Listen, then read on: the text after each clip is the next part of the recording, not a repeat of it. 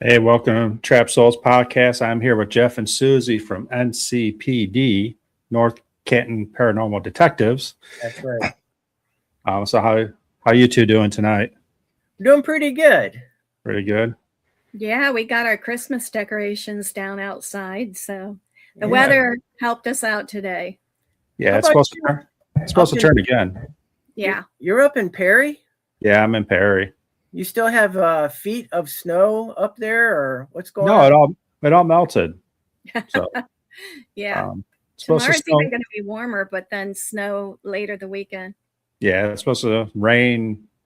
I think Friday, Saturday, Sunday, then snow on Monday. So Mm-hmm. making nice ice roads for us. So Northeast Ohio. yeah. So how is North Canton? Well, we're doing pretty good here. It's just laid back, doing our thing. Yeah, I was born in Canton, raised in North Canton. You know, Jeff and I met at Hoover High School and started dating when we were like 16 or something. So we're part of the community. I also taught in the North Canton City School District for 30 years, and I just retired in the spring. So, Well, congratulations on that. yeah, thank you. Yeah, we're locals here. Mm-hmm. I've been here since the early 70s. Yep. And he lived right up the street, and this was all farmland. And he used to ride his dirt bike down here. But of course, now it's all developed. we still go to the high school football games. They're a lot of fun. Mm-hmm. And more people are contacting us around town here, figuring out what we're doing. Hey, can you come to our house or our location, investigate? So it's been quite an adventure. Yep. With the business here. So how long have you been investigating then? Officially 2010. Okay. Prior to that, watching Ghost Adventures, Ghost Hunters, finally figured out we can do the same thing. So I bought a recorder, and our daughter, Katie, she was going to Ohio U, and I took her down and I said, hey, let's go across the river there to the haunted asylum and let's investigate. So we never went in the buildings, but we were investigating the graveyard. And I put the digital recorder down on a headstone when I realized that there were names and then no names, just numbers. And I stopped, and my question was, why are there just, numbers? And the reply later on the digital recorder was insignificant. And that just got me hooked. So after that, I started to do things on Amazon. Well, we started investigating. We joined a group called Team Spectre that's here in Canton as well. So we really do a lot of ghost hunts with them because it's kind of just Jeff and me that are North Canton paranormal detectives, and we have the business. So how we got hooked up with Team Spectre was we contacted the Canton Palace Theater and wanted to know if they did ghost hunts there. And the director, what's her name? Georgia Paxos. She said, yes, you can do this, but I want to make it a big deal. And Susie and I thought, we can't do it by ourselves. We need to reach out for another local group. That's how we hooked up with Team Spectre. Mm-hmm. And so since 2013, we've been doing our charity events down there. It started out with First Fridays and then ended up going to mainly October, November, December timeframe, world's largest ghost hunt. And that's mainly how when I develop a prototype, we take it down there and we let them use it, to the crowds.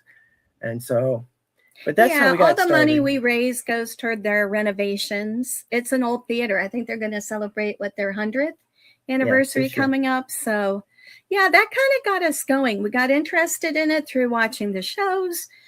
Jeff went down with Katie, caught that on his recorder. And once you have a personal experience like that, like I'm sure it kind of once you get the bug. Yeah, you get the bug, you just want to keep doing it more and more.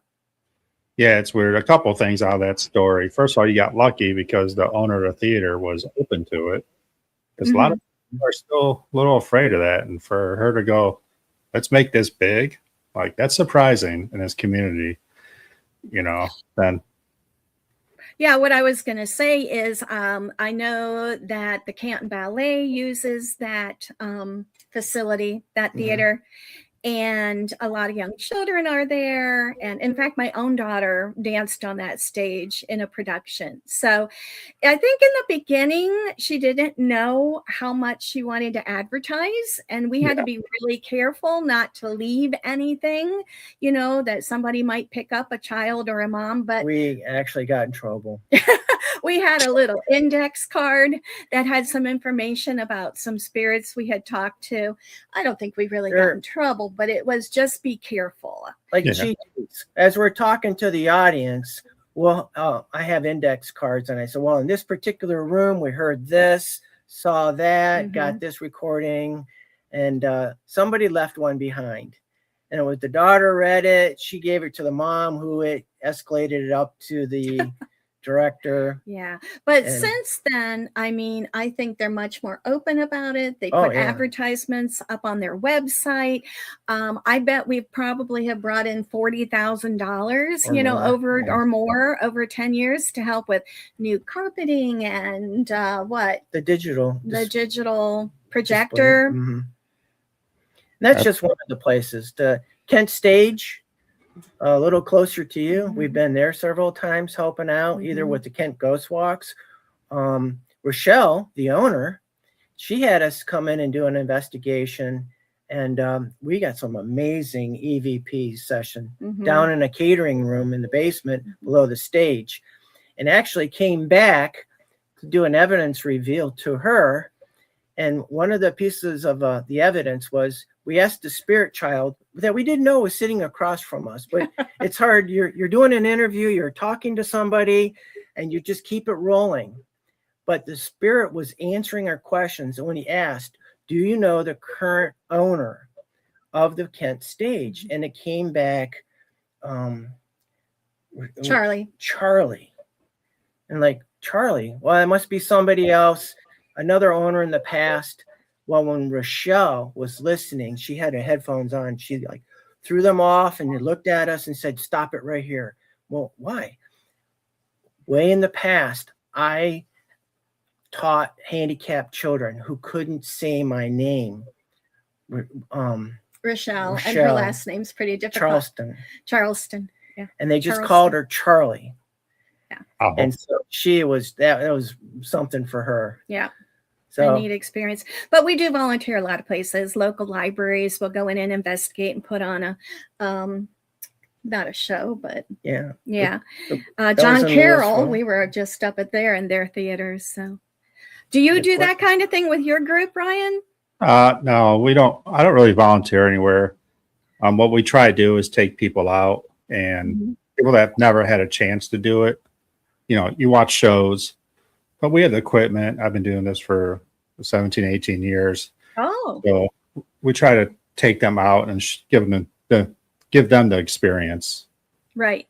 Because we do have the equipment, and I'll rent the location, usually Madison Seminary, it's right down the road.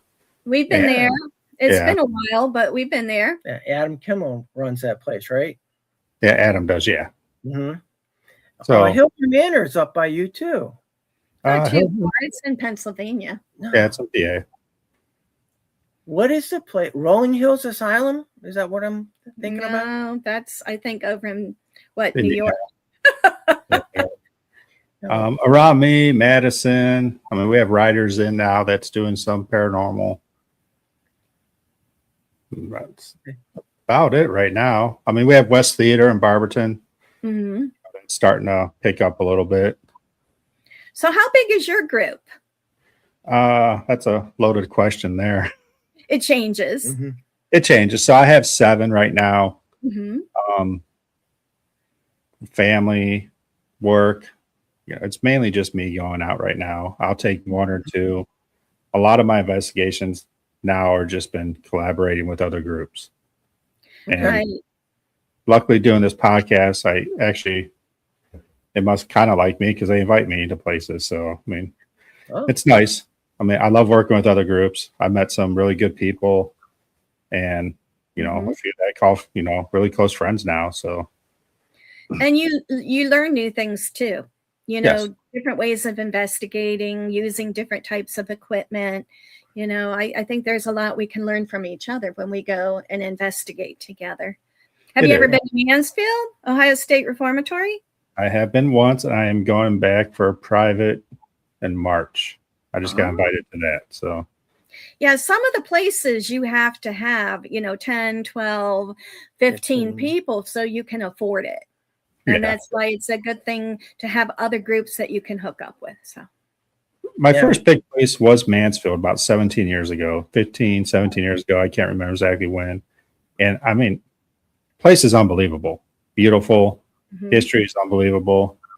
The public tour, I did not really care for. Way too many people jammed in there. And, you know, you've been there, obviously. I've seen your website. oh It's yeah.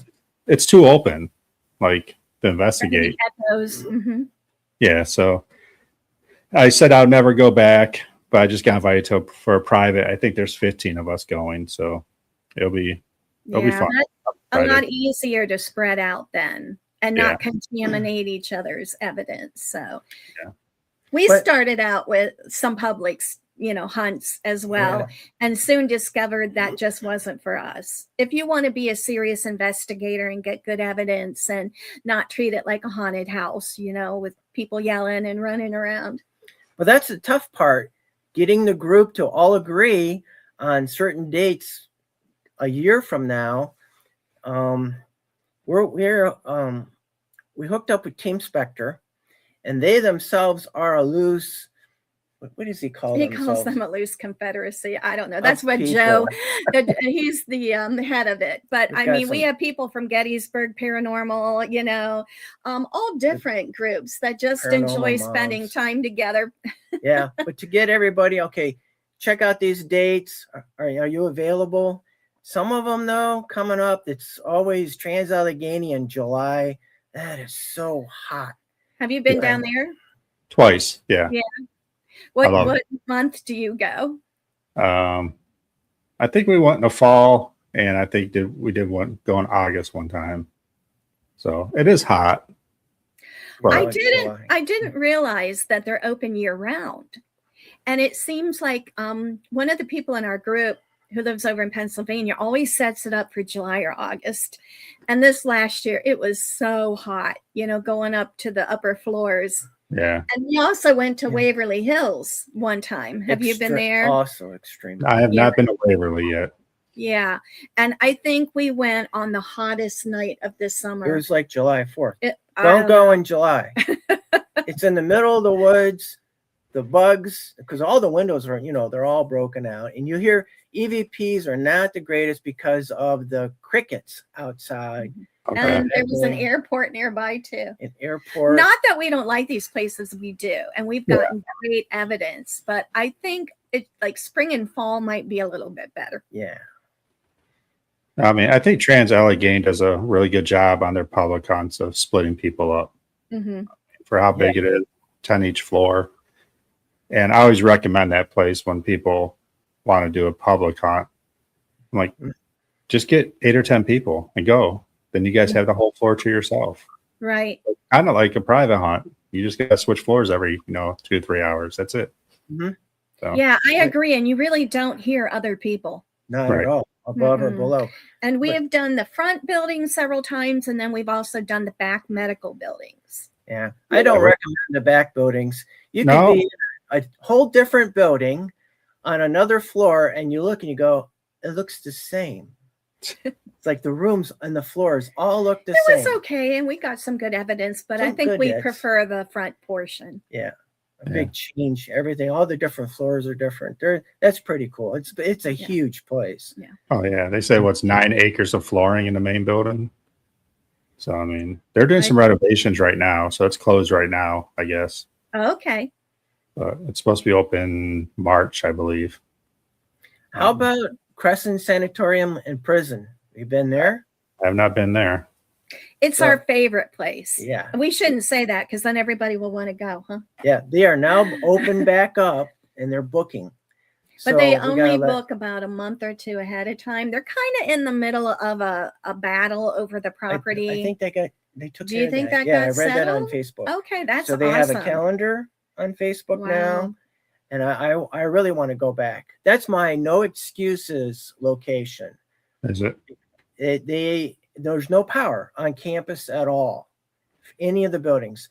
Only power they have is a small generator shining the light or creating power for a light bulb inside the reception area in the very beginning in the first building. But when the equipment goes off, you don't worry about, oh, there's power in the building and something turned on, or it's no excuses. It's great. It has a long history, and I didn't really prepare to talk about it, but I know it's been several different things, as most places have. I think the latest thing was the prison, wasn't it? But before that, I don't know. I don't know if. But it's got medical facility, Yeah, prison, but there's a administration. campus. There's like a campus of buildings. So Okay. every time you go, you have a different place to explore, whether it's the chapel or it's the school or the tunnels underneath, the cafeteria, the actual Church. prison cells, Oh, yeah. and it just nurses' quarters, patients' quarters, so many different buildings to explore. And when your group breaks up, you literally break up. Okay, I'm going over to the hospital. You guys go to administration. We're going down to There's the tunnels. The tunnels. Morgue, yeah. I think that was the only time I've ever really kind of gotten scared. Usually I'm not, but felt very uncomfortable down in the tunnels, like something was behind me. We had that voice right behind you. Yeah. So What was that called? Crescent what? Crescent, sanatorium, and prison. it's either sanitarium or sanatorium. I'm not I think sure. Sanitarium. Yeah. And prison. Oh, It's not far from you guys. It's in Pennsylvania. yeah, it's not bad. Yeah. Yeah, so check that one out. Yeah. I hope to talk our group into it. So Yeah, we haven't. I know what you mean about family and other obligations, and we haven't really been investigating that much recently. Yeah. We normally start in the spring and kind of go through the fall. There are people that go every weekend. We can't do that. We just can't. And then trying to go through the evidence too. You just don't have time to do that. Yeah, I mean, it's like almost like a full-time job. I mean, Yeah, we have our full-time job down here with our business. yeah. And so trying to keep that up and keep orders filled. And, we can talk a little bit about that if you have questions. Oh, we will. No, we will. We're working up to that.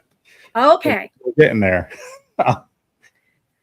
No, yeah, like family and stuff. I think it's easier when you have, like you guys do, right? You got your group, two of you, but you belong to a bigger group. Right. So it does help out. They'll probably call and say, hey, they could probably fill whatever they need, and date wise. How do you go like all winter and half a spring by not investigating? I'm getting an itch already. Like, I just want to go. I mean, I have 4 places booked this year.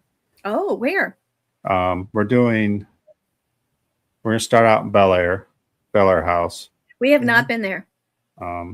That's kind of cool. I'm going with Nacho with Verona Ghost Chasers. Okay. And then Mandy is going to go with us from Ghost Sisters. So I've had experiences there that were unexplained. I mean, everything we do is unexplained, but for some reason that place keeps calling back to me. I've been there twice. And I don't know the reason why. Nacho thinks he had an attachment from there for like 6 months. Mm-hmm. So it's a little personal for him too. So I asked Mandy if she would join us and maybe try to figure some of this stuff out and just go have a good time. So, and she's a great investigator. I watch her all the time. She got me into the Facebook thing. So by watching her. So do you think it's kind of dark there? Yes, I do. I think that's what I heard. And that's why we weren't so sure. Yeah, I want to call it demonic. I mean, a lot of people like to throw that word around too easily. Correct. but there is something I think darker there, and I don't know. That's why I want, I guess, to go with a medium and try to find out. Like what's going on here? Why are you picking on certain people? I know a lot of groups that will go there and never go back. Okay. I've known groups that last an hour there and will never step foot in there again. So, can you spend the night there? Is that something you can rent for the evening and overnight? Yeah, well, I think ours is like 6 till like 4 or 5 a.m. or something like that. Okay. So everything I usually do is overnight. So I don't sleep though. Do you drive back then? Yes. So Yeah. it's like a 3.5 hour drive, 3.5 hours. So it's not too bad. Not too bad. And No. for you, is it west of you? No, it's down. Isn't it on the river? Yeah. So it's southeast, more south than east, but yeah, it's right on the river. But that whole town, I think that whole town's just haunted, to be honest with you. There's so much history in Bel Air. I mean, you have the Ross House too. That's right down the street from that. So it's a cool place. So where else are you going? Oh yeah. So I'm going there. I'm going to Mansfield. Okay. Then I try to do like a semi-big trip every year. We're doing Billy Creek Village one night. Then we're going to do Indiana State Sanitarium one night. All right. So have you been to those two places before? No, I've not been to those two places. So I figure I'd try it out. I like going to new places. So yeah, it's kind of fun. We tend to stick in Ohio. We've been to New York, Pennsylvania, Kentucky. Haven't really gone west. And I know there are some decent places to investigate in Indiana. So we'll have to look at that. That'll be my first time in Indiana investigating. So it should be good. Have you guys been like Shanley Hotel or out in New York? No. Dave Giuliano, do you know him? He runs the ghosthunterstore.com. He's the owner there. And then he does a lot of events. The White Hill Mansion is a big one. Is that in New Jersey or something? I think so. And it's usually a fundraising type event. So the reason I brought that up is he keeps trying to get us to go that direction. We've been to Gettysburg, but not all the way over to the coast. Yeah. I mean, realistically, there's just way too many places. Right. That you want to hit, but you can't because there's just too many. I mean, I guess it takes a group, and then a lot of them are getting up to 130 a night. And when you go to those kind of places, you don't want anybody treating it like a fun house. No. Like the public hunts are. You want your EVPs not to be polluted with somebody running down the hallway screaming, and everybody's respectful. And I mean, we still have fun. Yeah. Oh, yeah. Tell them why you like to do this. Do you remember it? Oh, that would be my closing statement. Oh, is it? Yeah, okay. But I'll tell you now. I do it for the history, the mystery, the camaraderie, and the technology.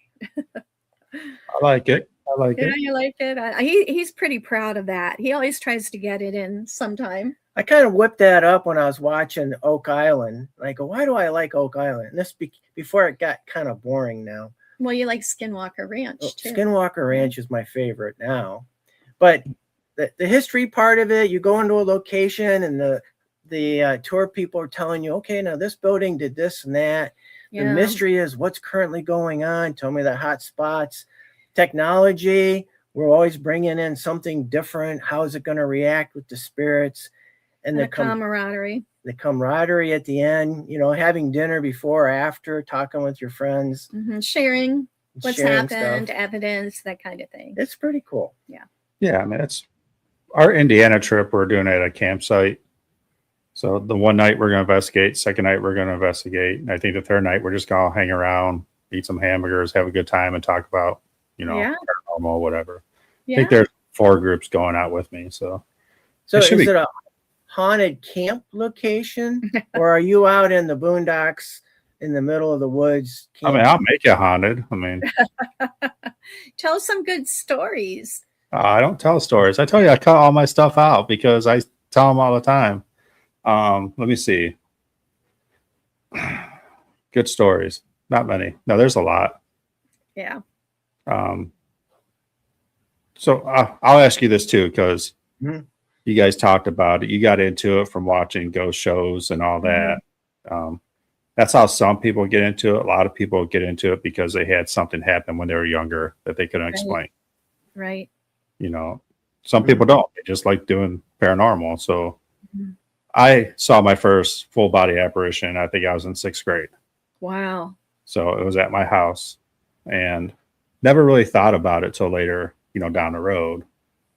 And I'll make this quick is at an upstairs bedroom, when you walked out of the room, there's an open room to the left. We just bought the house, and you just walk down the steps. And then one morning I woke up, walked out, looked over, and there was a lady there. And I said, "What's up?" And I walked down the steps. What in the kitchen? And then I stopped, and it registered. I thought maybe because I was just woke up, and I looked up, and I looked at my mom, and I looked up, and my mom goes, "Oh, did you see her?" And I'm like, "Yeah." Like, who is that? So that was my first paranormal experience I've had. You make it sound like your mom's all calm. Like, oh, she's there.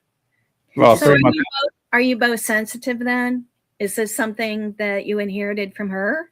I have no idea. She would never admit it. So, no, I mean, 3 months later, that was my bedroom. We put a wall up, and I moved in there. So, Did you ever try to investigate who it might be, a relative or? no, I mean, I was young. Like, I didn't really think much about it. It was a ghost. Cool. I'm 6th grade, 12, 13 years old. I'm like, sweet, got a ghost in my. It wasn't until end of high school when I started realizing, all right, now we got questions. Like, who is this person or whatever? And I could never really find any deaths in that location or anything. We moved out, so I didn't get a chance to investigate it.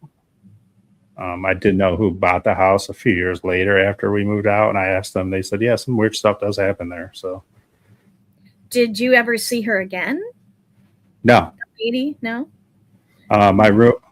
When my parents moved back to Barberton after I graduated high school, and I had friends move in. I kept a house, and they just rent to us. And my one friend lived in that room, and he said a lot of weird stuff did happen up in that room. So interesting. But as human as the person was, as you walked by for the first time, think nothing unusual. Just looked like a full human. It was a middle-aged woman in a older nightgown dress, and me just being a calm guy, I just walked by and say, "Hey, what's up?" I'm not sure it would react that way. And you didn't think it was mom or somebody else. Like when you saw mom in the kitchen, you didn't look back and go, "Wait a minute, I just saw you upstairs." No, it wasn't. I mean, definitely didn't look like her. And that's why I kept looking upstairs. Like, what did I just see? Did I see something, or is it just my eyes playing tricks on me because I just woke up? And it wasn't until my mom's like, "Oh, did you see her?" So my mom must have seen her a few times. That's a really interesting story. Jeff and I don't really have anything like that. It's not that I grew up in a haunted house or he grew up in a haunted house.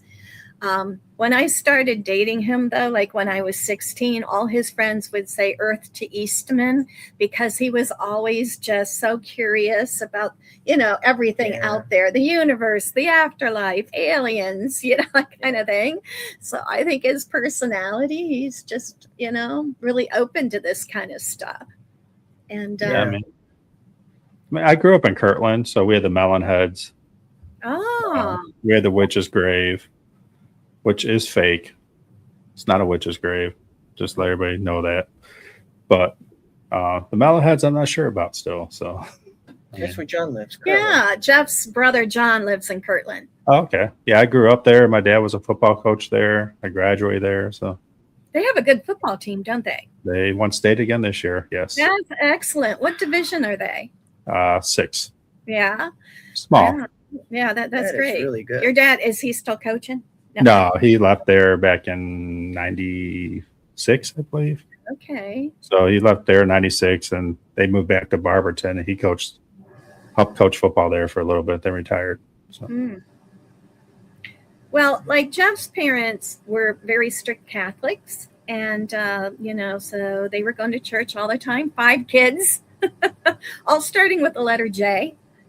But they used to have meetings at their house for IONS, and don't ask us what that stands International Organization Association for Near-Death Studies. Experiences or studies. But anyway, they would have groups come to their house and talk about their life after death or life after life, whatever experiences and what they learned about the other side. So I think, Jeff, you were always interested in that, hearing the stories that the people told. Yeah.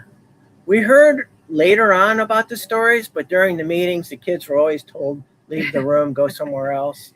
Yeah.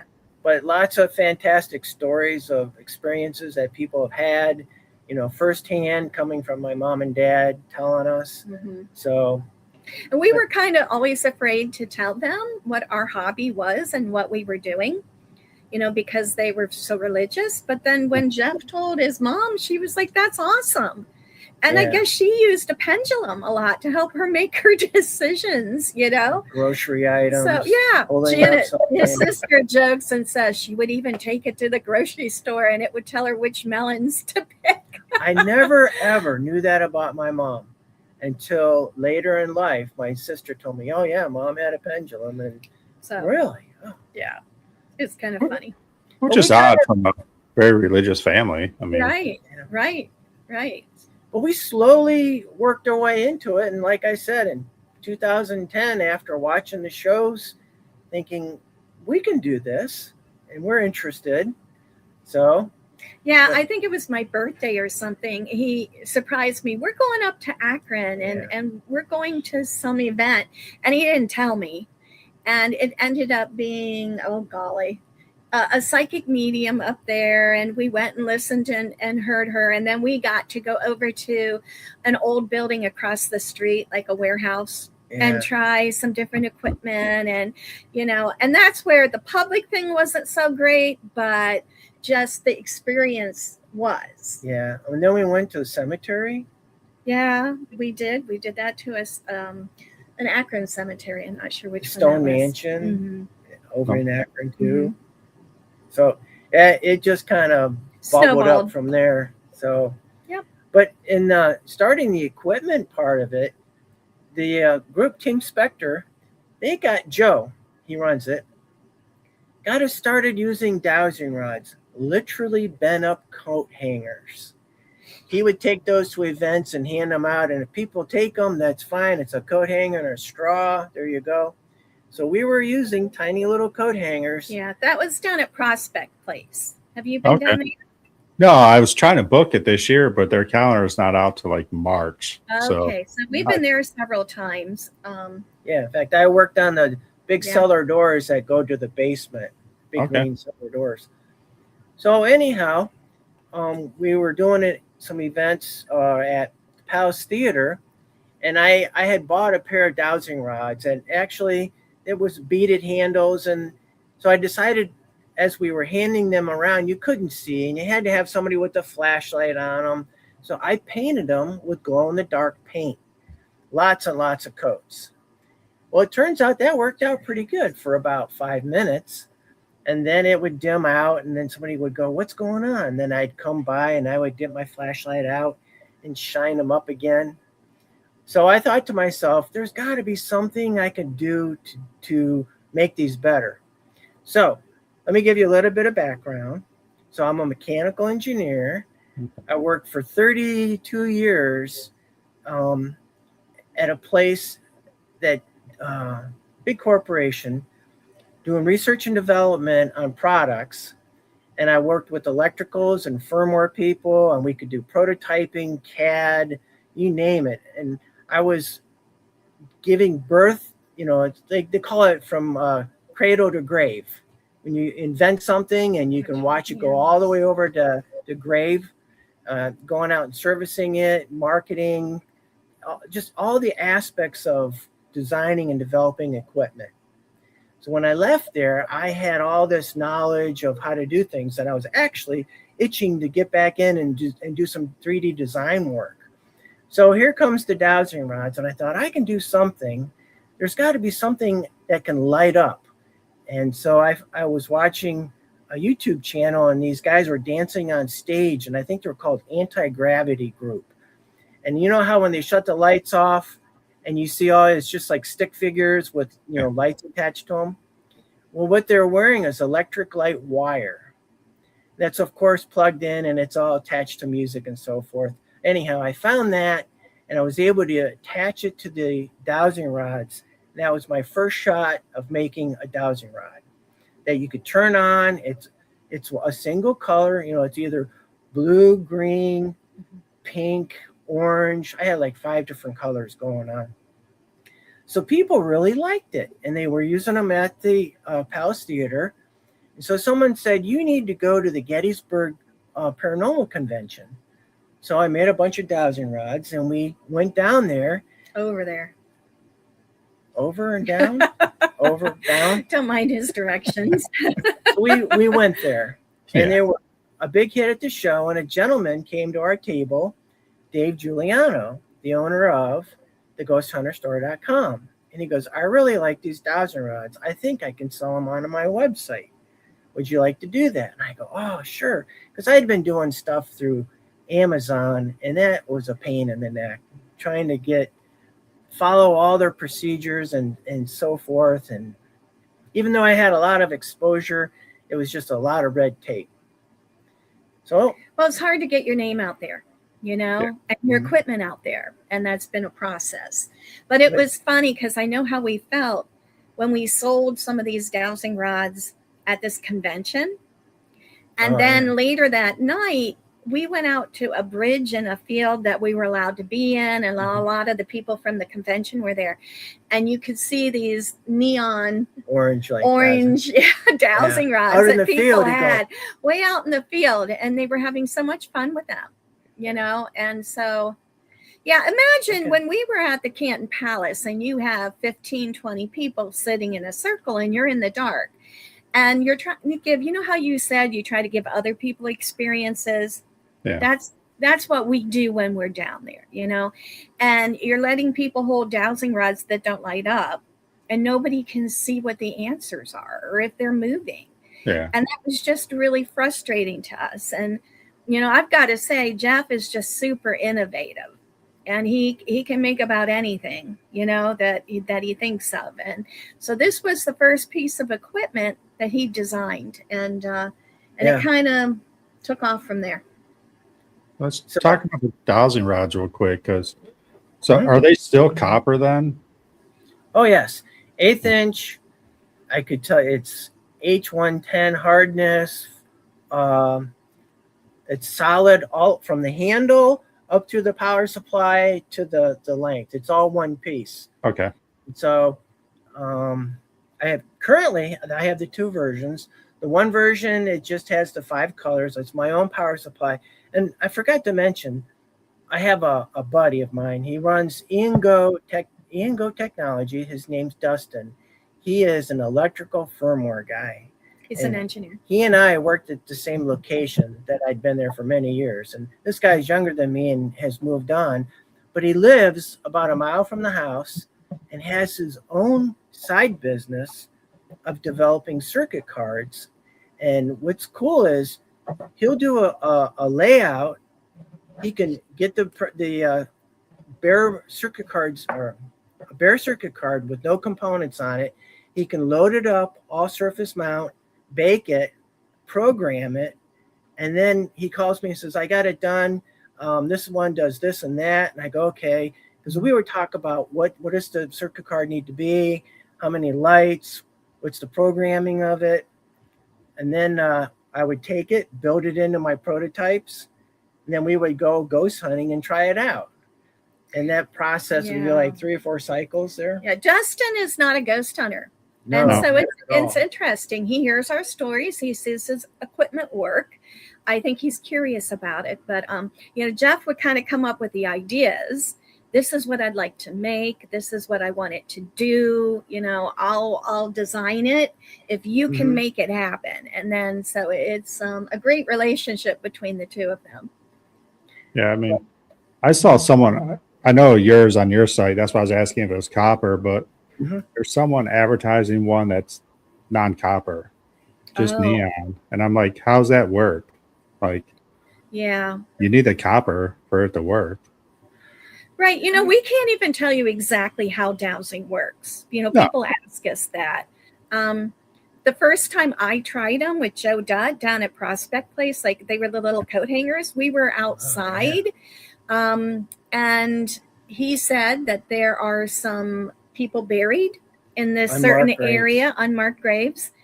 And he would have me walk, and, you know, they would cross if I was over a body, and then they would uncross as I walked past. It's the first time I ever tried them. I was very skeptical. I certainly wasn't faking it in any way, but it happened.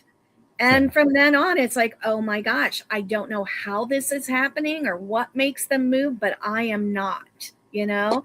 We would never fake any of our evidence. There's no reason to. And as far as the dowsing rods go, Jeff took a lot of care to make high quality rods. It's not just the color that's cool. I mean, the bearings in them, the copper that he uses, the balance, aluminum handles and the bearings. Yeah, the balance of them. We made sure that we had a lot of people try them and see if they were comfortable with them. Because, of course, people are like, you're kind of messing with the basic rods, and what about the weight? And, you know, but the guy from Hillview Manor, what is his name? He uses them all the time. The psychic, he's been on TV. George? No, it was Greg, but I don't remember his last name. He's a psychic guy. Yeah. He's always on Facebook. He's on a lot of shows too. Also, Patty Negri. Big one. The White Witch out in California. She's on a lot of shows. She loves them. Yeah, but she can't take them on Ghost Adventures. They screen all the equipment before it comes on the show. So no matter what you send to them, it's got to be from the Ghost Stop or some other approved. Yeah, location. We kind of ran into that. Quite a few that a lot times. of the shows have to use certain equipment. You know, people that sponsor their show. I mean, it makes sense though. I mean, they're sponsoring their show. It sucks. I mean, but it's all right. But it did kind of open up. We have this big poster board in front of us that we always take. We do one convention a year. We do the Ohio State Reformatory Parapsychon, and that's in May. Yep. And it's just so interesting to have people come by who buy our equipment and want to tell us stories, and all the people we meet there and the celebrities. Yeah. But I think over the years, Heather you can talk about Heather and Katrina are there all the time, and they use our equipment. Amy and Adam with Kindred Spirits. Love them. I do too, and I it's frustrating that some of these shows still aren't on. Yeah. But they were huge supporters of our equipment and would use the tripwire and the rods and other things on their shows. Oh gosh, even now, do you know Josh Gates and you want to talk Expedition X Josh Gates? They've been using it for the last 3 seasons or so, 3 or 4. And it's pretty cool. Last year they bought 5 Trip 36s, and I thought, that's amazing. Can you give me an idea? And he said, I'm not going to, spoil it for you, so you'll just have to watch. But they had them over in Scotland at a haunted trail, and they strung them all down this trail and had them go off. But there are a few times in the program, me knowing what the tripwires will do if the batteries are low or something, I'll see it react, and I'll say to myself, oh, they need to change the batteries. But they get all excited it's a hit, and they just let it run. And I go, okay, well. Yeah. I know we're talking a lot now. You can see how excited we are. A couple of questions. Let's talk about the tripwire. I mean, that thing's unbelievable. I talked to a lot of groups, and that's one of their go-tos. Like, I always ask, what equipment do you need? Recorder, tripwire. Yeah. They love it. It's funny. It's kind of like the REM pod. You know how everybody has a REM pod, and I'm not sure how we feel about it. We bought one, and it seemed like it went off a lot, especially the temperature. Mine doesn't go off at all. Yours doesn't go off at all? Well, I don't think ours. It's usually the temperature that was going on. Yeah. I'm not sure. Let me tell a little bit about how the tripwire came to be. And I do feel like it's kind of turned into a staple. You know, like you said, like we've got it out there. We use it everywhere. People love it, you know, and it's just spreading. And, you know, here we go. But the reason this came to be, when we first started investigating, we had a gentleman in our group, Sparky, nicknamed Sparky, very smart guy, and he would carry his suitcase full of ghost meters. So he would have 12, 15 ghost meters. More than that. More than that? 20, okay. Pushing 30. I don't know. He had a lot of them. And he would go to a location like at Ohio State Reformatory down in, you know, like solitary confinement or Hillview somewhere over there. Another one. Hillview. And he would spend, you know, a half hour, 45 minutes setting these things up like bowling pins down a hallway or by cells. And then he would sit there all night and just watch them or leave his camera on them because it was so time consuming to collect them all again and move them to another location. So this is where Jeff's like, what would be easier that you could have multiple sensors on something that you could easily pick up and move. So I'll let you go on with that. So Dennis Estock, he runs Cabin 360. He was buying equipment like Paralights and stuff like that. And we got into talking about these minefields that people put out. And I think the word Christmas lights came up, like a string of Christmas lights. And that was it. But for me, you know, I said goodbye and, you know, we'd be talking. It was kind of like the spark. And so our daughter, she's a Disney Imagineer, and they always talk about be the spark, you know, have that little piece of information that just things go up. And that when I left that conversation, I kind of thought I could do something. So I spent about a year and learned a lot about EMF and how close it had to be to the cable. The cable itself, you've got power running down it, and yet you want to not pick that up. So it was a challenge with my electrical engineer and me laying out the sensors and stuff. And it turned out, several probes. A lot of prototypes. Yeah. A lot of stretching it out at our house and measuring how close you had to get to it to make it go through all of its colors and documentation, and even with all the literature that goes with it, trying to explain how it all works. But my very first set went to Nick Groff. Okay. Deathwalker. Yeah. I think I was gonna mail them something, and I was talking. I think I was talking to Daniel Clace. He owns the Hinsdale house, and he said this is gonna be for Nick. And I go, well, I've got this thing called a tripwire, so I actually sold him a prototype, and they used it on one of their shows. That was an expensive prototype. Very expensive. When you first start making them, or the prototypes, boy, when you had to buy individual circuitry and and then expensive. You know, pay people for all the time it takes to test it. That tripwire went through a lot of revisions, the cable changing, the sensor modules changing. The circuit card itself, we revised it from being a very fast acting to slowing it down a little. That way, when people play it back on their video, especially color cameras or full spectrum stuff, you can actually see it go up to red on the location of the cable where the hit came from. And then as you play it back slow, you can see, oh, red, we go orange, yellow, back down to pink. There you go. Everybody calls it purple. We call it pink. It doesn't really matter. It's somewhere in between. But what we loved about it was its versatility. And, you know, when you go from having to put out individual meters to having this rope, not a rope. People call it the They rope, call like it the the EMF cable. rope. It's funny what everybody calls it. We laugh Yeah. when we see it on TV and they're calling it the rope cable or the rope light or the whatever. Sometimes on YouTubers that are all excited, they go, "Oh, and this one picks up motion. Watch," and he kicks it. And then what happens with almost any sensor when you kick it, it flickers and goes off. And he says, "There it is. It's a motion sensor. It picks up vibration." It's like, know your equipment and what it stop does, But what I was going to say is like, we can drape it over mantles. We can put it on beds. We've put it on a lot of beds. Down the stairways. Down stairways. Jeff designed it. So the shorter one, the 12. The Trip 12. The Trip 12. The pitch of it, can go on steps. Yeah. So, whatever we design is kind of like, how can we make what's out there better? And what do we like to investigate with? Yeah.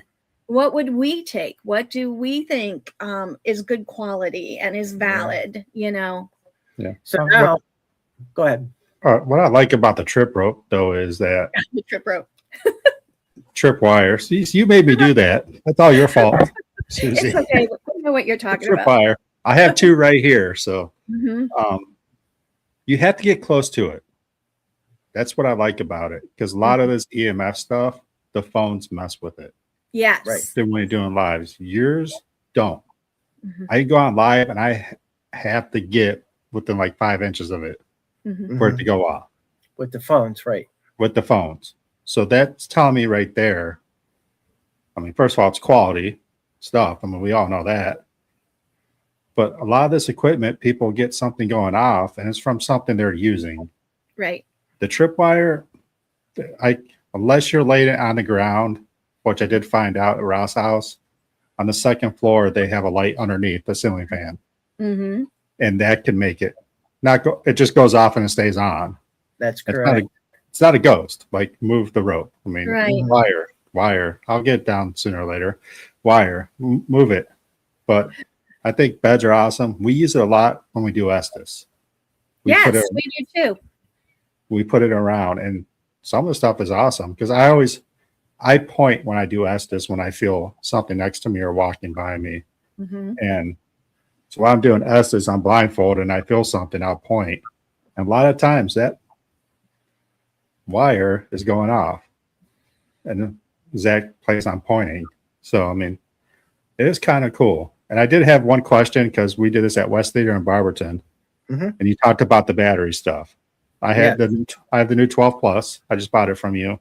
Okay, thank you. That was the first time I got to use it. I put it on the stage. It was up there like an hour. Nothing went on. Then the thing just all went off, like lit up sections and stayed, like audible and everything. And I'm like you said, batteries. So I went over there, hit the audio button, turned it back on. Not one thing for 3 more hours. It stayed pink? Yeah. Did it go back down to pink or did it go back up to the red-orange? Pink, the normal, with no EMF. So you shut the sound off. I shut the sound off and then I turned the sound back on. Okay. Then about 2 more hours, nothing happened. And we were talking about like Wendigos and shadow people and skinwalkers. It's as prominent around that area. So I thought it was battery, but for it to stay on again for 2 hours with no interaction. And it didn't go red again. I mean, no. The battery issue, and we didn't know it in the beginning. Dustin didn't tell us that he programmed that in. So we freaked out all of a sudden when they went all red too. And then Jeff got a hold of him. He said, "Oh yeah, that means the batteries need changed." Yeah, my firmware guy, he's got to talk to me. It's hard to know what that situation is about. But I tell everybody, I send them out with the cheapo Amazon batteries that'll get you by, but buy the rechargeable lithium batteries that I have tripwires that I double stuff them. So my 36 footer has twice as many sensors, 24, just because I can. I always use the lithium rechargeables, and when that's running, I can run it all night without changing batteries. Okay.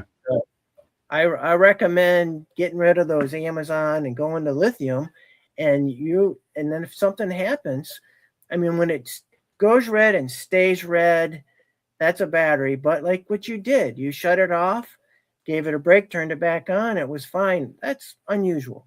Has it been working correctly since? Yeah. Okay.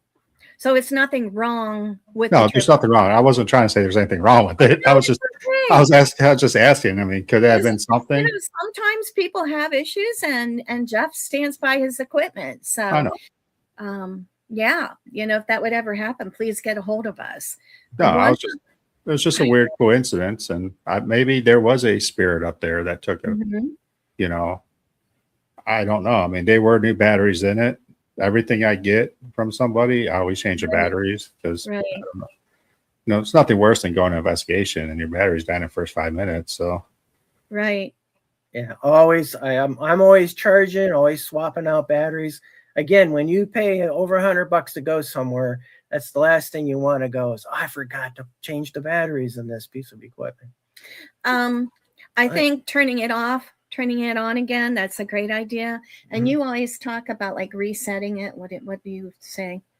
Just that's like what certain cycle the power, but also like if something is stuck on a certain color and it's in a certain location. Yeah, move the sensor like you found on that paddle fan downstairs below you. Yeah. You definitely have to know your environment. Yeah. And, you know, probably 90% of things that set stuff off, you can come up with, you know, a good reason, and it's not paranormal. So we're always really careful. You know, don't use walkie-talkies close to them. Don't use phones next to them. Those are okay. I mean, like you said, you have to get pretty darn close to it to have it interfere. We found out about, do you want to talk about that? The lightning. So have you used one during the summer yet? During the thunderstorms? Not during a thunderstorm. So next time you're out and you get a good hit, pull out your phone and pull up radar and see if there's either a pending storm or one. So if it's raining outside, I would debunk it. I'd say, okay, likely it was lightning, because that tripwire will pick up lightning 3 miles away. If you see a flash, that light, that's EMF coming at you at light speed, that burst will set off all the tripwires there. And even orientation. If the tripwire is on the ground all in one, strand, they will all go off. But if it was up and over a couch, I've done these experiments. Yeah. Up and over a couch, some sensors are vertical, others are horizontal. Only the horizontals will go off until it's over the top of you. And then they all light up. He takes them out in our driveway. Yeah. And sees if they're going to go off. But you have to know your equipment. And we write that all in the literature, and we're learning things about it as we use it as well. This past summer, we've had a lot of aurora borealis lights from, northern lights. Yeah. And I took it out on the driveway, had it out with my camera facing north, and I got some really good pictures, but it didn't change. It didn't affect I'm glad it did. No. So yeah, we had one. We had one good one. I like using it on beds. Yes. First of all, it's off the floor. There's really no electricity around, EMF. We were at the DOS house and we put it on the bed, kind of a U shape. It was like a queen size bed. And it's on camera. I put a video out there about it. I said, roll across the bed. And it hit the one, then both of them, like in a U, just went like someone rolled across the bed. That is so cool when you get something like that. Yeah. We were at a nursing home a little south of us, and there was a room that had several beds in it. So we put them on several beds, and we were asking the spirits, can you come and lie down on the bed or sit on the bed? And we would pick particular beds, and it would happen. We have good video it's like of somebody this. jumping around. Yeah, like, are you jumping from bed to bed or going from bed to bed? And then your dowsing rods were going crazy in there too. Yeah. So I like how when you said you're doing the Estes session, when we go out, I look like a mountain climber with all my tripwires wrapped over my shoulders and back. And his vest and his trigger objects. But we'll put a chair down and circle, put somebody in the middle. either somebody's doing dowsing or an Estes method and just take it away. And so now I've got many diameters on the floor. And when we get a hit, they are all looking like a bow tie. Sometimes that happens. So where it's concentrated in the middle, and the direction of the bow tie can change, but it's usually big, narrow in the middle, and then big again, but concentrating of the most of the light, the higher light colors in the center. Okay. And that I was really interested in that. So that spawned me to do my latest experiment, which we'll be doing more this year. I call it the vortex. And basically, it's taking all the tripwires and lifting them up. So I build a cube out of the tripwires. I have, they're stands for like your pot, you want to do your cell phone. Yeah. And a tripod, and it's a big stake. Well, I've got 4 of them, but I made up something special. Like I got tent material and put stakes together, but it looks like a cube. And with all the tripwires, I get several layers going up around a cube. And we've tried it now at the Quirk Center. Mm-hmm. And down at the Palace. And at the Palace. Mm-hmm. And at the Palace Theater, the first time it went off, that was pretty cool. Only the front and the back wall went off. Okay. It's just another experiment to try. We all have so much to learn about this. So we thought, let's elevate the tripwire, get it off the floor. And of course, you can do that on beds and everything. But if you can imagine sitting within it like a cage and seeing, is it going off at certain times while the dowsing rods are moving? You know how you were saying, it's great when more than one thing happens. Yeah. Like with your Estes method, you're answering a question correctly, or you're pointing a certain direction and a piece of equipment's going off, and it just validates it so much more. Now you got me thinking. I'm going to have to do that. Like, just make a box, just 2 wires. Yeah, wires. I call it right that time wires around. Yeah. Like this high around me while I do Estes. Mm-hmm. I just was curious about what does this EMF field look like? Yeah. I see it on the ground, but if you were to raise and get more and more sensors in the room, could you actually see an intensity? Yeah. And so, like I said, we got blues going on, and it was cool. We'll have to do more of that. And then, with the dowsing rods, there's been so many iterations of them. So the latest ones he has have EMF tips on the end. I saw that. Yeah, I was checking out your website. Mm-hmm. And that was another thing we thought, okay, so they're lighting up. We can see them move. What is causing them to move, And is the spirit coming near? Is the spirit using EMF? I mean, who knows? Nobody knows. So Jeff thought, I'm just going to try that. So now you can put them in a mode where they will pick up EMF as well while they're moving. And we have only had that happen a couple of times. Yeah. It doesn't happen as frequently as we thought it would. So then it goes back to, can they manipulate EMF? Do spirits always produce EMF? That's why I put the sensor in the tip and had my circuit guy make up a whole new circuit just for that function. Most people say, I have my K2, get near my K2 meter and it will go off. And that way I will know you're here. And then I thought, really? We've had at Trans-Allegheny 85 feet worth of tripwire with a pararem right in the center. And that whole thing goes off. There's no storms in the area. How is a spirit doing that? Although they say spirits can move speed of light, In 2 directions? Do you know, Ryan? We will never know. Yeah, anybody who says they have it all figured out, I wouldn't believe them. But that's why we keep doing things to try to learn more. Got a cute story about the dowsing rod. Years ago, I was on a podcast with Jason Haas and JV Johnson. This is ghost hunter guy, Jason Haas. Yeah, I heard of him. So JV Johnson was at one of the convention, Conventions, yeah. Post Town. We went elementary to that school. down near Cincinnati. Yeah. So anyhow, I'm on the podcast with them, and Jason, we're talking about the dowsing rods. He says, "How do they work?" I go, "I don't know." He goes, "Well, on the farm, that people find water, and that you'll ask anybody that it's in the field of plumbing or water.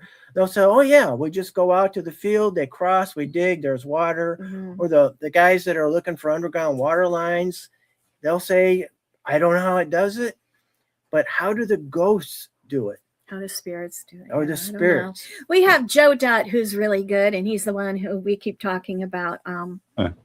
He saw his uncle in his bed when he was young. So you saw a lady upstairs. He's always been sensitive, and he was sleeping in his uncle's bed, like the furniture. And he said he rolled over and there was his uncle beside him in bed. So he's got some good stories as well. But he has a real knack. You know, he's sensitive. Jeff and I really aren't so much. We're still trying to develop that. But that's why we use so much equipment and our senses too. I think we're trying. But we have a lot of people in the group that are sensitive or have those type of abilities. And they always like, "Hey, I want to go with you the next time you go to an area. I want to validate a lot of times what I'm seeing against what your equipment's picking up." And yeah, that's but what pretty I cool. was going to say, he tells the story of when he was out in Las Vegas for some convention, and he had one of his buddies go hide in the hotel. And then he hid in some closet on some floor, and you know, he used the dowsing rods to direct him where he should go to find his friend. So, you know, people use them to find lost items, to find people, to find water. He feels like they're just a big antenna. You know, that's his philosophy about it. But the dowsing rods are my go-to piece of equipment when we go out. See, I've been getting away from them. I don't know why, because there's so much equipment out there. And like I went to Madison a couple of weeks ago. I'm like, I'm using my dowsing rods. I got 2 sets. Yeah, never. I grabbed them out of my bag, but never used them. And I'm like, I need to get back into them because I believe when everybody starts out, that's what they use: recorder, dowsing rods. So I think some people like them and some people don't. Like Jeff, he's really comfortable with using them. And boy, when they're moving, they're moving. They're pointing, they're crossing. We were at Crescent. We were talking about that earlier, and we were in an area, kind of a community area with cells around us. Prison cell area. And I finally went behind Jeff and I said, "You're doing such a good job at this. Can you point them toward me?" I was holding them and I'd say, "Make them follow my wife." So my wife was walking back and forth and the rods were just swinging, and that's great. And then she said, "I'm going to go behind Jeff." And when she did, she told the spirits to split the rods. And I typically hold them, you know, slightly pointing downward. And they both cranked up and they were touching my shoulders. And it was hard holding them in that position. And I know he doesn't fake it. You know, there is no point in that when the two of us are going somewhere. And there are places that they don't move at all for him. He gets nothing.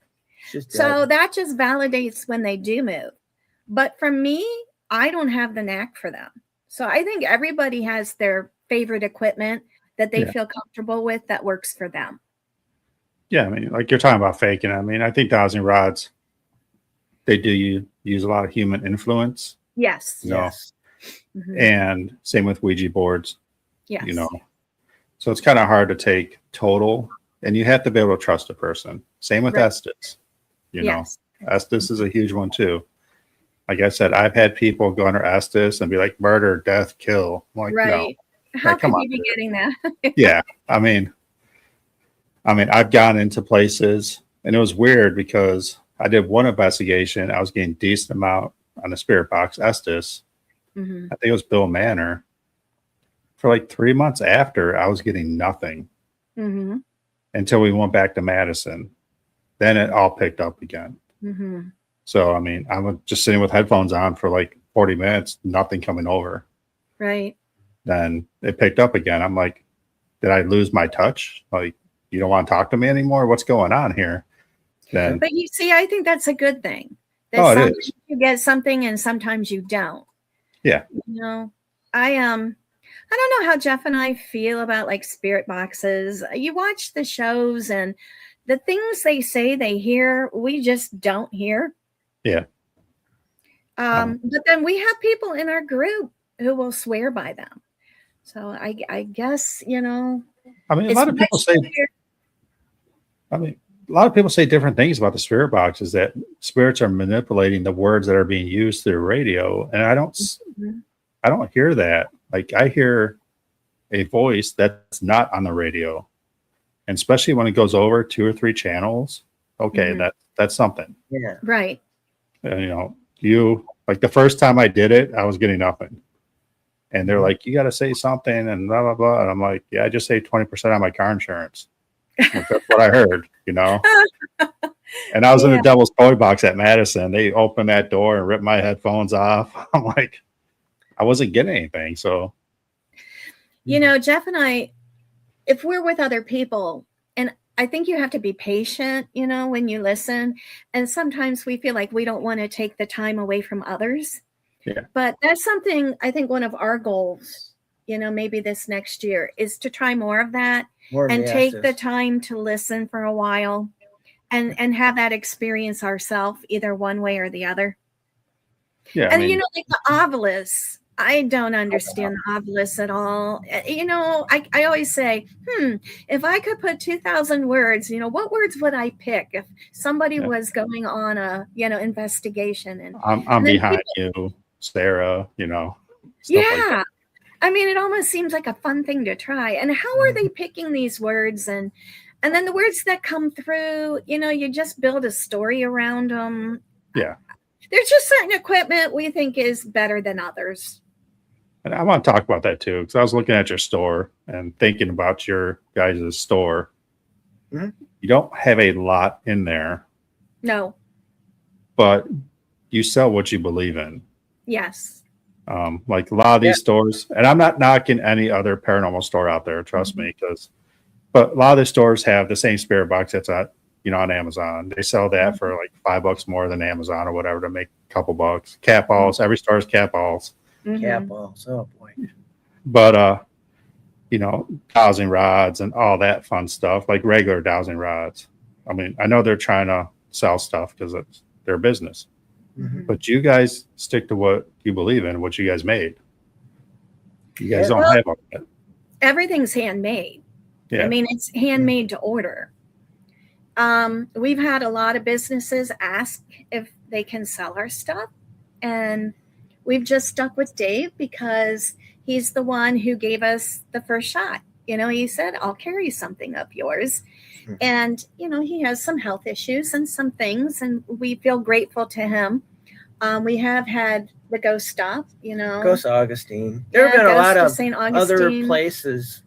Even the Ghost Stop, they wanted our equipment, but they wanted to buy it like 50 at a crack, like 50 tripwires. I can sell those in 2 weeks. Very nice, very nice. And I love their equipment, and they're great guys. We actually stopped in when they were in Florida. We happened to be down there, so we drove in and went to their store and had a meeting with Sean. But that's just not what we're about.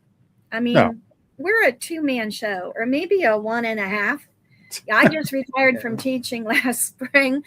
And so I tried it. There's just only so much that we can make and sell.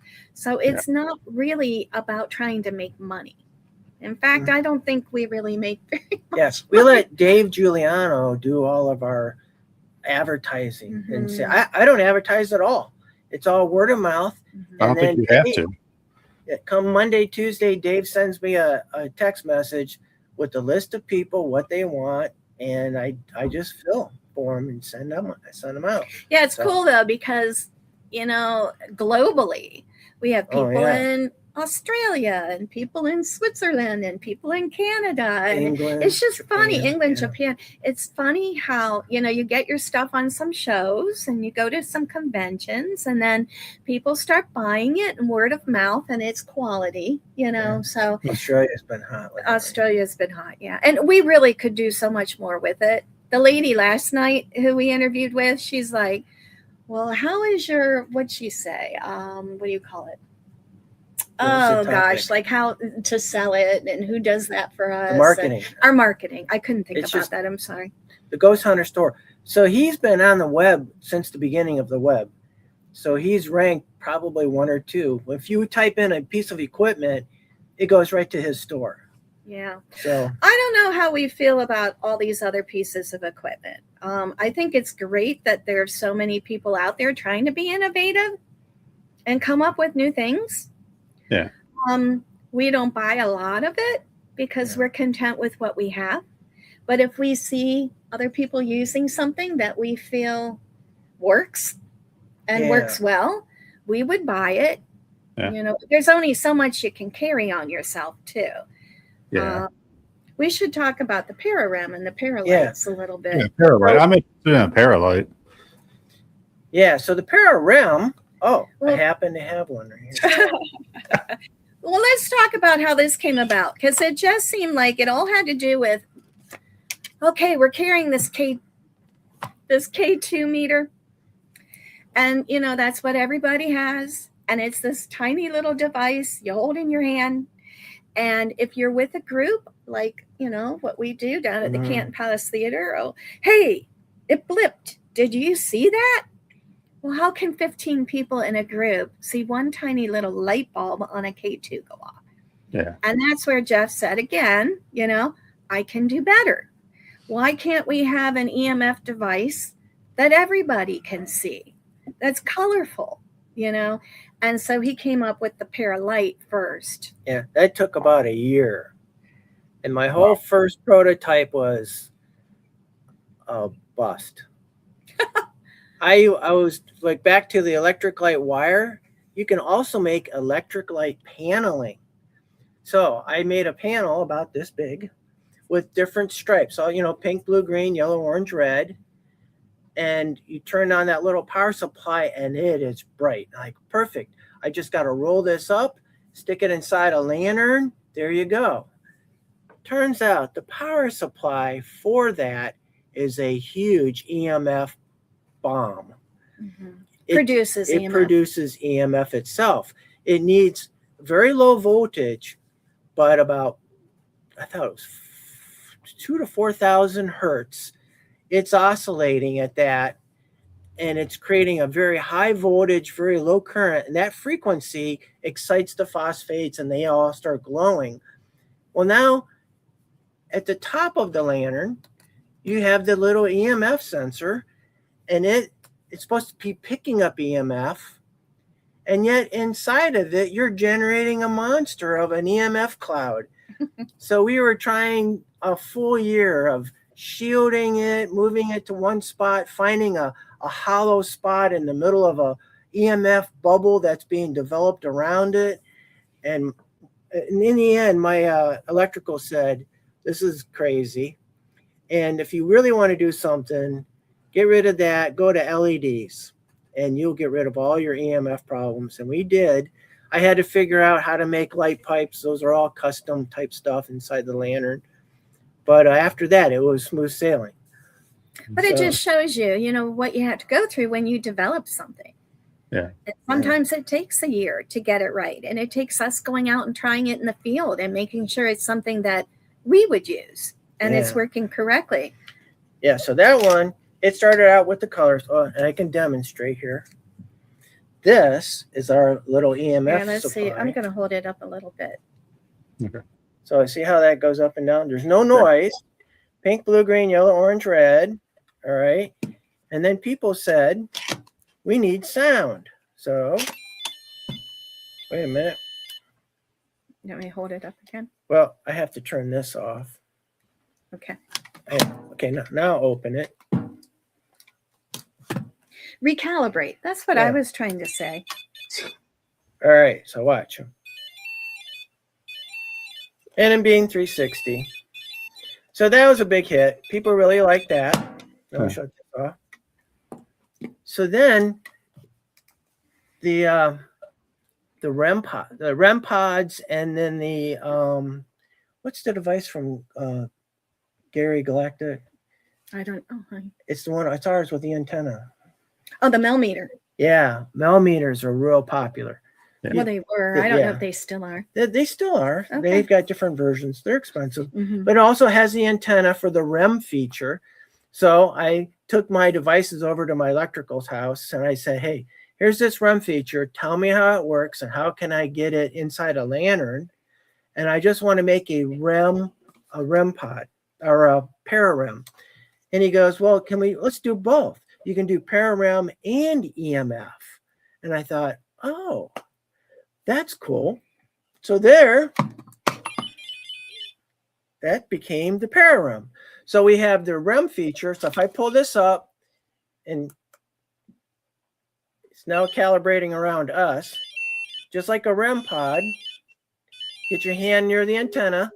I don't think a lot of people understand what REM is.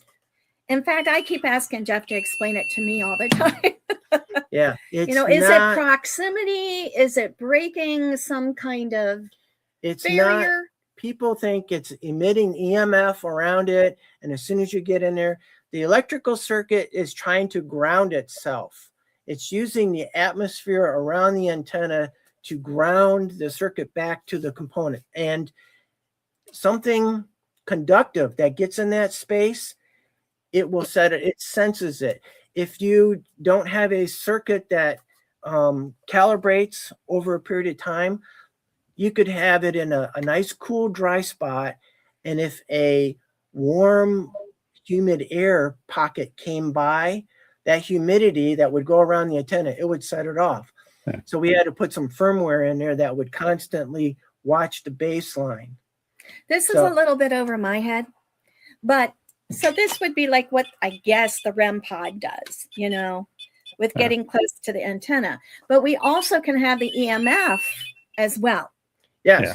So right now, well, it's hard. We got too many electrical things going on. So you could have EMF also, but what's cool is when you put two fingers on it, you are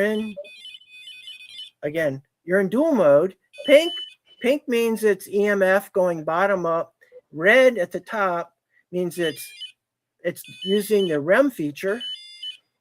Going down. So having both colors, when you're at a location and you're filming and you get a hit, someone will say, was that an EMF hit or was that a REM hit?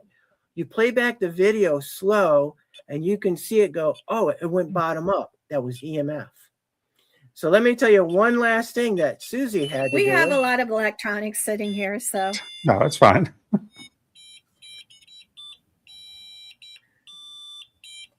All right. That was my introduction to Sue's part. Take it away, wife. So we also could put music on it. I don't know if you have one or not. And maybe I might have one soon, though. I'll tell you that much. So we decided that whether it's a REM hit or an EMF hit, you can have it not make any noise. Some people don't want noise.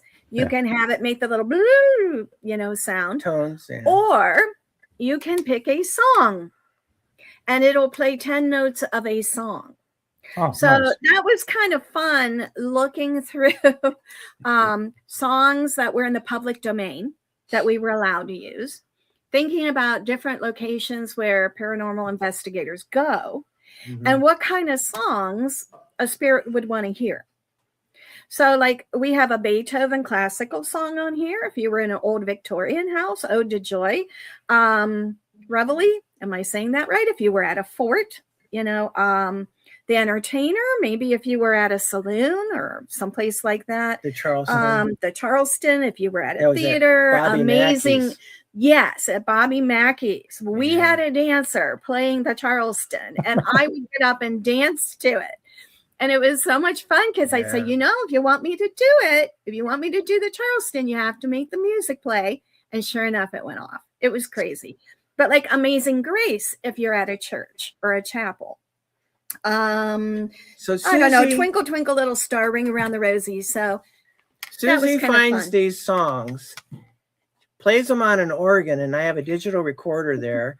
Take those files into my program, and I pick out the tone. I have to get the frequency and the duration. Yeah, some of them. I digitize it into numbers, send that to my electrical buddy who puts it into a song base. And then then she comes home, she's listening to it. She goes, that's just too much of a delay between those two notes. We have to shorten. It's pretty good. It's not perfect, but you know what? I think it's an amazing piece of equipment. Yeah. It does REM, it does EMF, it plays songs. So the songs, if it's triggered, they'll play 10 notes and stop. Okay. And then you can ask the spirit, if you'd like to hear the rest of the song, could you please come back and activate it again, get close to it again. So, and some people will say, well, it just never goes off for me. Well, maybe there aren't any spirits around. We are not going to create equipment that just goes off randomly. Yeah. And do we have integrity? And so this antenna, these are one of those devices that I could be on the other side of the room in REM mode and the antenna up and take a walkie-talkie and cue it up. Just go click. That burst going out, it will be picked up by this antenna. It'll go off. And I tell you, there are so many shows early on TV, whether their K2s were going off or the REMs on demand. It's hard to know. It's just hard to know. Oh, but something cool he found out. This is Jeff. So we have a tray that we put trigger items in. I don't know where that is. And he found out if he clamped, you explain what you did. Well, you put the antenna down, and then you get a wire with alligator clips on the ends. You put one, you clip it to the antenna, and the other one goes to a metal tray. Then you open it up, you push the R button. Well, first put candy on the tray. Or whatever. A trigger object. Whiskey and a flask. It depends where you are. Yeah. Then you push the R button, it recalibrates it. Now the tray is part of the antenna. Okay. So if you were to go reach for the candy on the tray or what have you, it reacts to it. Mm-hmm. And then you also connected wire and strung it back and forth in a door frame. Yeah, when we were at Ohio State, I took a bunch of push pins and put them in a doorway and you wouldn't want to do that at nice places. Back and forth. It was like a spider web. And this guy was right in the bottom in the middle. And as soon as they recalibrated, as soon as you stuck your hand through the door, wherever, it picks it up. It was like one big antenna. So that was kind of cool. Yeah. I was thinking, I'm not a huge fan of K2s. I just don't think they were too much. So I took all mine apart. Oh. Thinking I'm like some mad scientist. Yeah. What I was trying to do is somehow put EMF detector or REM in a mirror, because people say mirrors are portals. Oh. So I thought maybe if I can somehow have something in a mirror, because I do mirror scribing too for the fun of it when I'm at places. Oh, we haven't tried that. Yeah, don't. I've seen it. Yeah. You do Ouija boards too? Yeah, I mean, I think Ouija boards are a piece of cardboard. I mean, I'm gonna be honest with you, but and same with mirrors. But it's interesting when stuff's slow at an investigation. I'll find a mirror, do some mirror scribing. So I'm like, if they're portals, how come we can't have make something that has like EMF or REM? So if something does come through there, I mean, not gonna lie, if I'm staring at a mirror and that thing goes off, I might freak out a little bit. Like, I mean, something's coming at me, but well, maybe you're giving Jeff an idea. I don't know. Well, someone had a piece of equipment like yours. It wasn't a REM pod or anything, but you can attach the gator clips to it. I forget what store had it on. And I actually emailed them saying, can I run a thin piece of like metal through a mirror? You know, still not obstructing the mirror too much, and hook that gator clip to it. Would that do the same? And they never got back to me. So no, but you have a tripwire. Hang the tripwire up and over the frame of the mirror. Yeah. It's still not the same thing as moving through it. You want something but those are sensors, you know. Give it a whirl. Yeah, I mean, I'll try it. I mean, from what we talked about, I'm going to try a lot of stuff with that tripwire. So, I mean, it's fun. Yeah, it is fun. And like you said, we don't carry a lot of stuff because our first priority isn't our store. No. You know, it just all came about because we investigate. We want to improve the equipment out there. People started asking us if we could sell some of our things. If they can enjoy it and have great experiences with it, that's awesome. But we're not about marketing and really pushing our items. In fact, it's kind of sad because Jeff, being as creative as he is, has more and more ideas. Oh, yeah. But trying to have the time, like you said in the beginning, when people want your equipment and you're trying to keep up with your orders and your family and investigating and coming up with new ideas, and we've never really expanded, with hiring anybody. Sorry. And our whole area where we make things is our basement.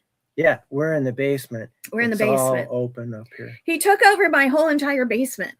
Yeah. So this is the dodge and ride area here, the bending and forming and handles. I got 4 3D printers in this spot, another 3 over there. There's soldering, Paralite location. There's your literature and mailing and shipping over there, ironing, sewing over here. The entire basement. This is my full-time job. So fortunately, I can wake up and come down here, I just have to be diligent enough to get up in the morning and make it a work day. I've got orders to fill. And by the way, I want to invent this or that. I got to try to think of something new. Every year at Ohio State Reformatory, people will come by. Hey, what's new this year? What can we do? That's a lot of pressure. I mean, it's wonderful. I think most of the people that buy our stuff are just other teams. Yeah. All because there's a lot of teams there, and they'll come by. What do you have new this year? We want it. Oh my gosh, we'd have to work this year. That just shows the quality that you guys make. I mean, they know you make quality equipment, so anything new coming out, they want it too. I mean, that's we appreciate that, and we always like the feedback, good and bad. And it's hard. You can't have something in the testing field or whatever, for 4 years before you sell it. So we try to make sure we take it, we use it. But sometimes like the cable was kind of in the beginning in the tripwire. Early on, the tripwires, I wasn't using the current cable I have today, and I was getting a lot of cable breaks. And people were calling me up. It's been a year, but some. They say, hey, this cable is I know it's a year and a half, but do you repair it? And I fix for free. I've been fixing a lot of cables. But then I went to the newer one like you have. That's a silicone multi-stranded cable, and that was meant for being flexed like it is. Yeah, we never had problems with our own, but I think some people were using it a lot more than we were. They do tours and winding it tightly and putting it in and out of the bags. And so, close to the sensors, it was being bent a lot. Yeah, I have the 12. I have the 12 and the 12 Plus. So okay, it's they're both great. I'll tell you another little story. We were at Madison. We call it the priest room. It's down the Civil War basement. I had 12 Plus on the 3 beds across. We had a 12 in a hallway coming into the room. And my buddy asked for something to come into the room. The 12 lit up like ding, ding, ding, like walking in. Then the ones on the bed all went off, and that was audio. So it looked like someone just ran across the room and like jumped over the beds. It was kind of cool. That is really neat. That is, it gives me chills. Yeah, we added sound. You want to tell them that story? Why? It was from Travel the Dead. Heather, they were at a haunted farm.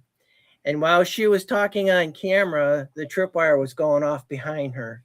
And the camera guy had to say, Heather, turn around. There's tripwires going on. Right, because she didn't know. She wasn't looking at it. So she inspired me to do that. So the next time we saw him at Ohio State Reformatory, I texted her and say, hey, you want that sound, stop by my booth. And they did. And so you have the choice. If you're sitting there watching it and you don't want to be annoyed by it or have it, wreck your EVPs or whatever, you don't have to have it on. But a lot of times you miss it. And that's why we also made the delay a little longer. Yeah. So that you have a chance to look and see, you know, The and light's hopefully you coming have back a down. camera on it too. So we're always trying to improve what we're doing, and it's fun. Yeah. Although, like, Jeff's 65 and I'm 64 and I retired, and we just we have there's our telephone. Sorry about that. No, that's fine. I told him not to call him. Oh, we didn't know how long we'd be on. I guess we did have a lot to talk about. Yeah, we're hour 34 into this. Are we? Yeah. Oh my gosh. I hope we're interesting. But what was I just saying? I lost. Oh, our son, Matthew, and his wife, Tiffany, are expecting twins in March. Congratulations. Thank you. They're our first grandchildren. Our first, finally. And so we have been at their house trying to help them get a nursery ready. They're redoing 2 bathrooms, you know, so demoing out drywall. Yeah. And they might need a little help with them when they're born too. Yeah. So like you said, life happens, you know. I mean, I got my 12 and 12 plus. I'm happy. I mean, you guys can stay busy now. I don't know. The Paranormal might be coming soon, so I'm gonna have to order that. I just think it's so fun that it does so many different things. Yeah, but you know, I'm always asking Jeff. Like I said, we want to support other inventors too. You know, we're all in this field together, and we all have great ideas and share those. So, is there other equipment that you really like to use? You know, that I do. Okay, I do. I'm not going to bash this piece of equipment. I think the principle behind it is good. And you probably know what I'm going to talk about, the dead bell. Yeah, that's really fascinating. It's fascinating, but I think the EMF is just too sensitive. Like you can be 8-9 feet away from that thing with your phone, it's going off. Even with the sensitivity low. Does it do temperature as well? The one I have, it doesn't. Okay. Can you adjust the sensitivity, or is that not? It says it's adjustable, but still 6-7 feet. If you're on your phone, like a lot of people like doing lives, or I mean, it just goes off. I mean, I've had it go off with nothing around before, which is cool. I try to turn the sensor like somewhere else. Yeah. But it still seems like it'll go off, you know, like that's sweet. So I'll take a step back, then step forward like another foot, and it'll go off again. So you kind of know it's you. But I think it's a pretty cool piece of equipment. Motion sensing stuff, I think you have to have a whole bunch of different types of equipment, REM, EMF, motion, right. You know, recording. So, I mean, we mentioned cat balls before. Some people hate them. A lot of people like them because they're $2 a piece. Well, sure. I mean, I can get that. We have another person in our group. She uses them a lot. And, you know, they're reasonably priced. They're cool. They light up. She feels like the slightest vibration sets them off. That's kind of how she feels about it. So she doesn't know if she trusts, you know, them or not. And I was going to go back to the dead bell. You know, I like the little ding. I think it's a great idea. Someone we know who sells it, you know, at first said the first iteration that came out was way too sensitive. But then I thought there was a second one that came out that fixed that problem a little bit. Well, maybe I got the first one. We don't have one. Yeah. But it is something that I think is pretty cool. I think a lot of the shows on TV, you know, they like to get evidence. So things that go off often, whether it's the REM pod or the dead bell, you know, it makes the show interesting. I'm not saying they're faking it or not, but there's just some equipment I think goes off more often than others, but I'm not sure how legitimate that is. I don't know. Yeah. I mean, I don't know, but I like all the equipment. Like I think cat balls too. Depends what company makes them. I mean, they're made for cats, obviously. But we have 4. Yeah. I mean, I put them on the ground at Madison and walked all around and not go off. Well, good. Do you have any pets in your house or anywhere? Yeah, I got 2 dogs and a cat.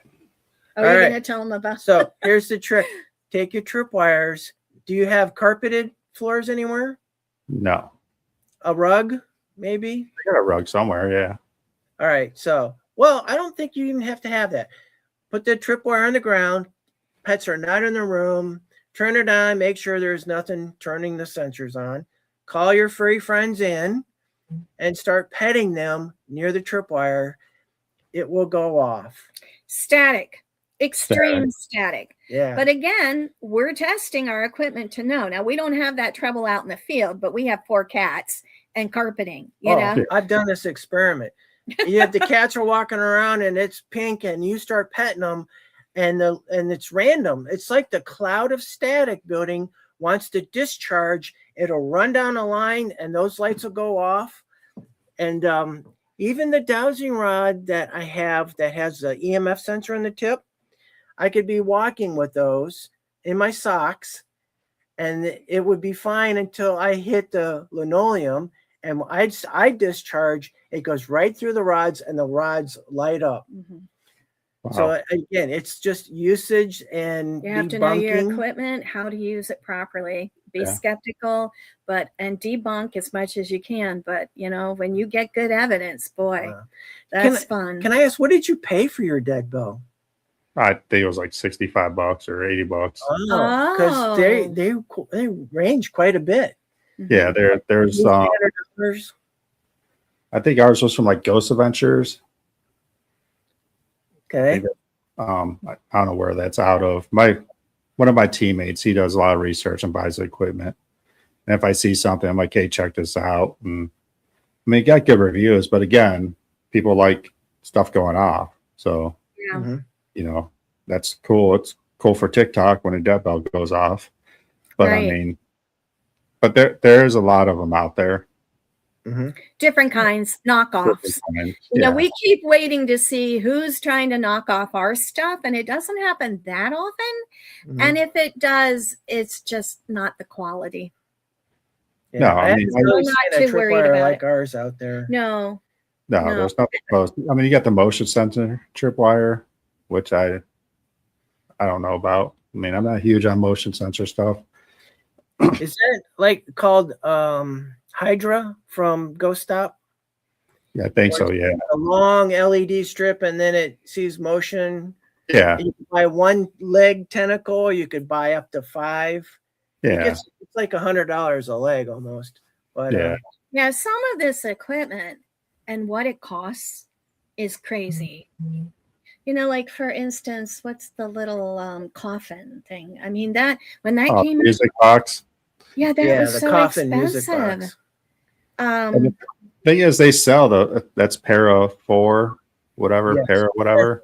So, but they sell their own music box too for like half the cost. That's just like a 3D model thing. I'm like, I can deal without the coffin, or I'll just make a coffin and put it in there. It's a cool idea.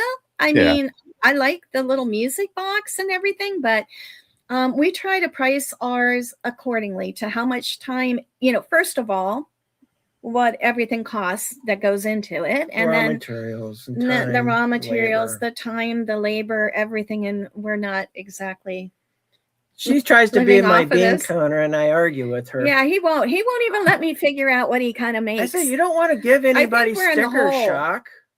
Would you buy that for that? No. So I wouldn't charge it. Yeah, but you know, we're going to be honest with the tariffs and small business. Yeah. I think it's really hard. The tariffs hit everything. You know, maybe not the big companies, but the small entrepreneurs who still have to buy things from China and, you know, other countries and all the circuit cards and copper, and all of a sudden it's doubling in price and you don't want to have to pass that on to people. And so you eat some of it too. And we'll see where that goes, but it has affected our business. The tripwire circuit cards, we buy those 2,000 of them at a crack.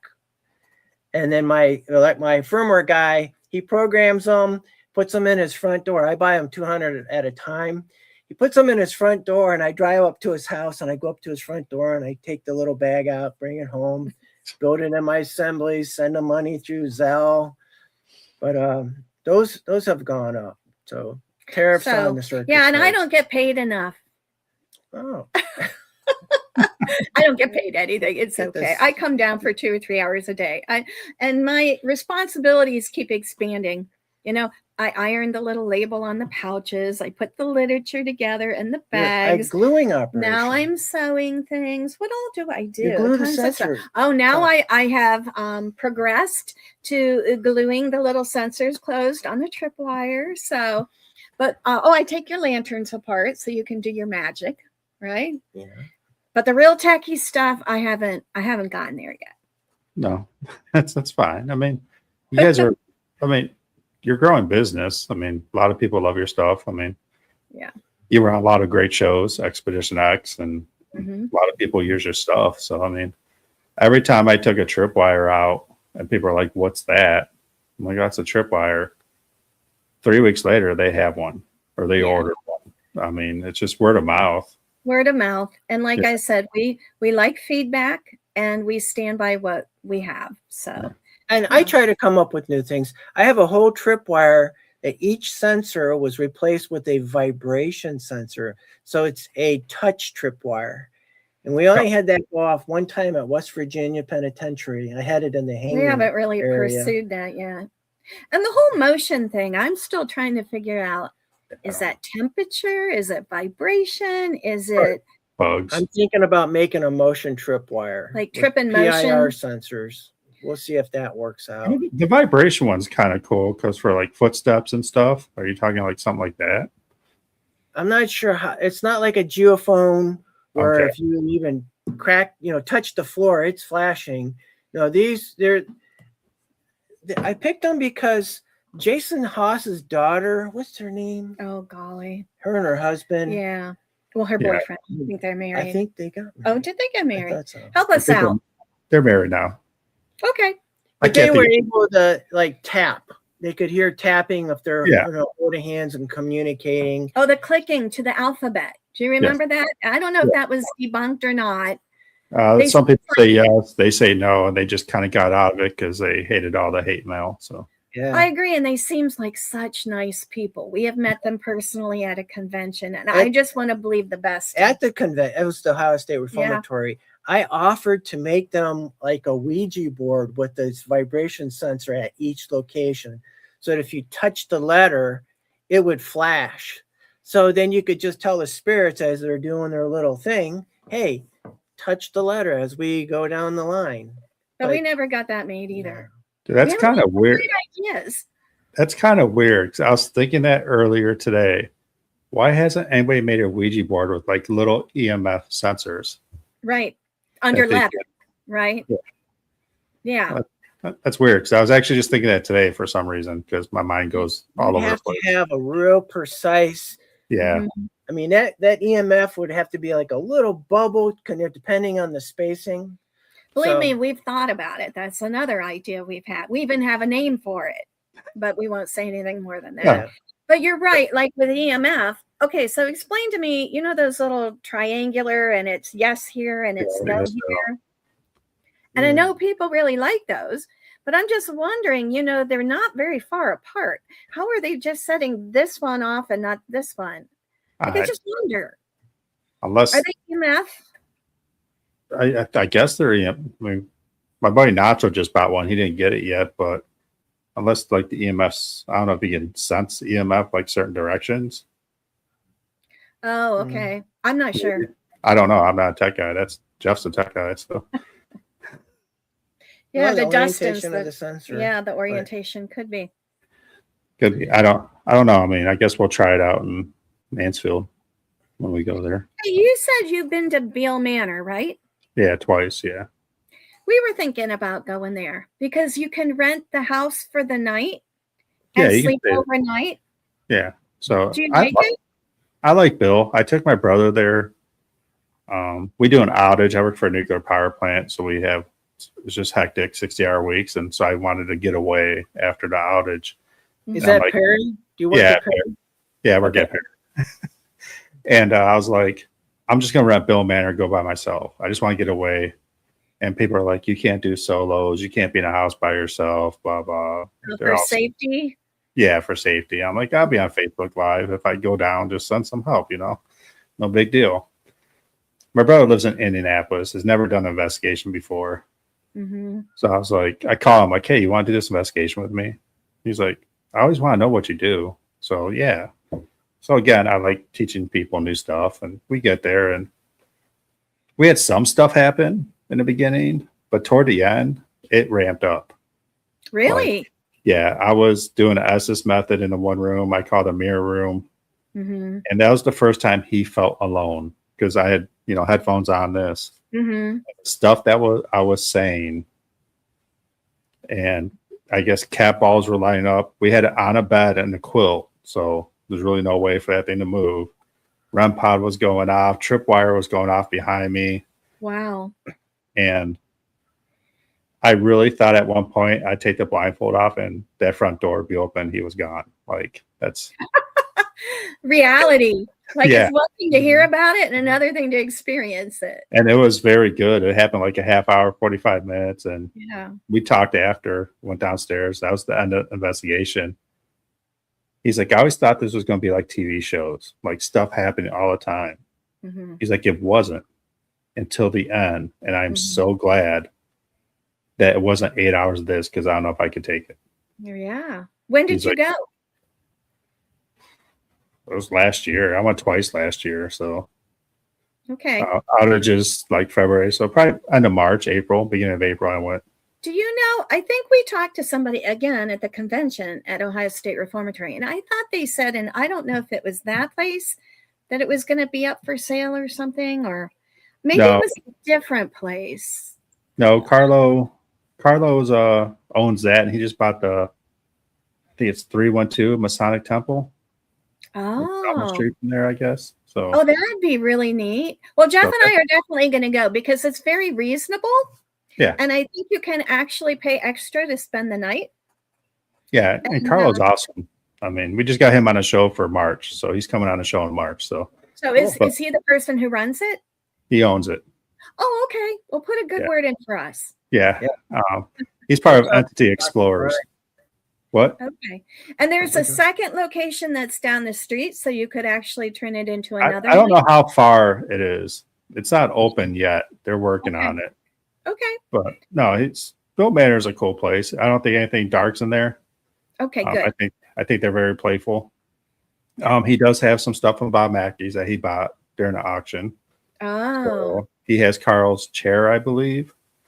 And I think Car- we saw that recently. Was it on a show maybe? and Carl's door that he bought that says "Get Out." He bought that too, and a couple Bob Mackey tables too. I So- think there We was saw a show. some show recently that we saw about. Do you say Beal or Bill? Beal Bill. Manor? Bill. Bill I call Manor? Bill. Yeah, I think it was BIHL. that said that they had some Bobby Mackey's things, Yeah. items that are there. We've been to Bobby Mackey's a couple of times, but now it's all torn down. We Yeah. didn't have anything negative happen, but boy, we had a lot of activity with a in dancer the face room. in the face room, the room of Downstairs. faces. Yeah, that was really cool. That was really cool stuff. It's too Right, bad so- the place got tore down. Yeah, we're hour 52 minutes into this thing here. All right. Yeah, Do you think right. that's enough? Well, I'm gonna ask one couple questions here. All right. I always do bucket list place that you want to go to that you haven't been to. Someplace for me, someplace in Scotland, haunted castle. It just looks so intriguing. We saw Haunted Scotland, some of those shows on TV, and the places they would go are amazing. So Yeah, That the would be a history, bucket. how old those places are, how beautiful the architecture. I just think, yeah, when we retire and we can travel a bit, that would be a great place to go. but that's the same for you. Yeah, I think so too. Going to Europe, going to some of those amazing old castles. we agree on something here. Yeah, there you go. We got vacation together now. Happens once in a while, huh? And And Susan, you always- gotta stay back and glue all the stuff together while he goes. That's So right. That's right. Yeah, you're my glue. It's really hard. I'm going with my daughter somewhere, like for a little 5-day vacation. We tried to talk him into coming. He's like, no, I can't. I have my business. I'm like, honey, you're gonna have to take a few weeks off now and then and go on vacation with me because I'm retired now. But our daughter has 2 large dogs. And they're She's gonna- upstairs right now, Yeah. probably trying to ring the bell. Yeah, go outside. And 4 I'm cats. going to be sleeping with the dogs and the cats. while they're out on the beach here at the end of the month. Yeah. That's okay. I'm all right with it. All right, next question. Scariest, or what is your favorite place to investigate? I won't say scariest, favorite place.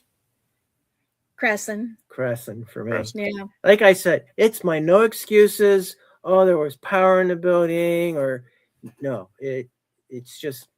I like it because it's this huge campus and there's probably 20 different buildings to explore. So you can keep going back and having different experiences, you know? I like it because, again, right, when our equipment goes off and we're in the chapel and that tripwire lights up, you know, down the aisleway. The X-ray table. The X-ray table. We had a little bear that we made, and we put the little bear on this old medical X-ray table and said, "Okay, technicians, come take care of our bear." And then the bear goes off. You know, it's just crazy. We also had an experience. Oh, there's our little bear.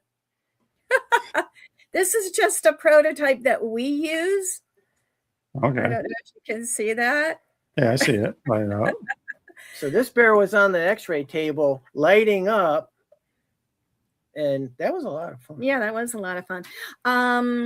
Our friend Dee, we were in the cafeteria, and she was dowsing and getting information about a daughter who wanted her mother to pass over, who was in a different area, a psych ward. And we were able to figure out what building it was, what floor it was, what room it was from all of this dowsing and asking the right questions, and then going to that location and getting some great EVPs. So it's just, oh my gosh, we just love it. And we're glad that they're going to be around and we can go back and it's reasonable. I mean, you have to like porta potties, you know? Yeah. But it seems like every time we go, beautiful night, round full moon. The tunnels, I've never really been scared. I think because when you investigate, you're ready for something to happen. Yeah.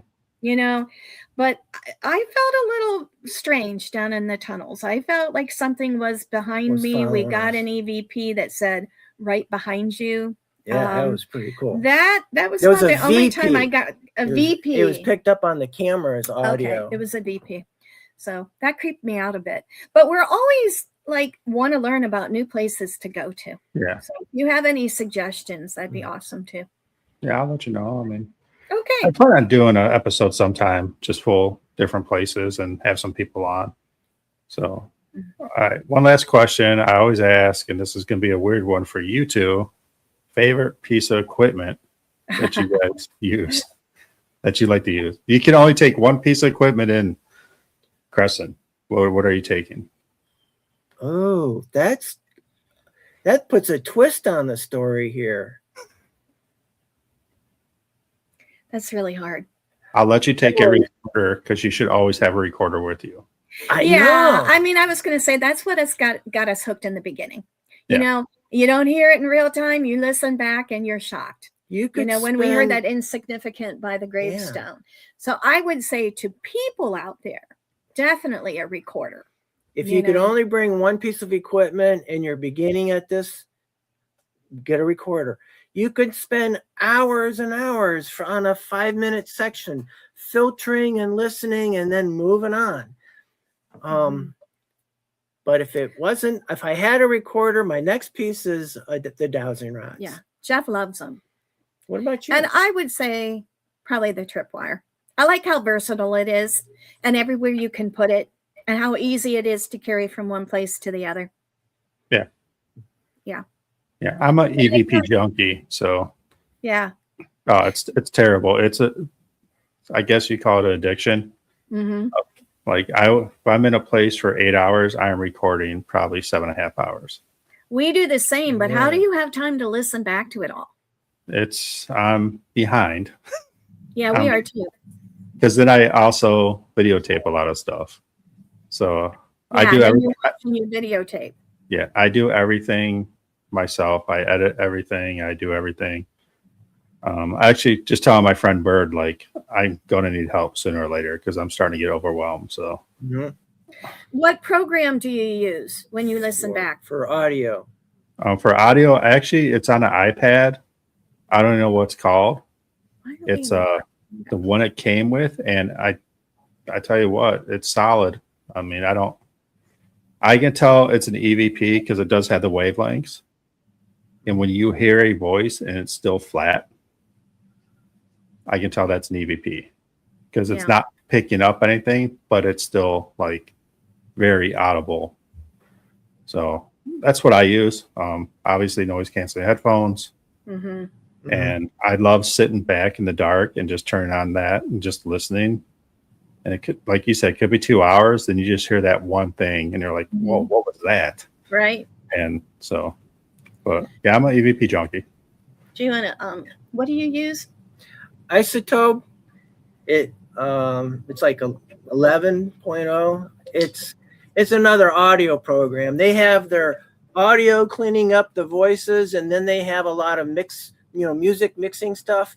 I'm strictly in the audio, but having a very nice piece of audio software that can filter and pull out stuff. I tell people it's like the comparison of snorkeling and trying to get to the bottom. You're holding your breath, putting on a diving suit. You buy a piece of software. It's like putting on a diving bell or putting on a scuba tank.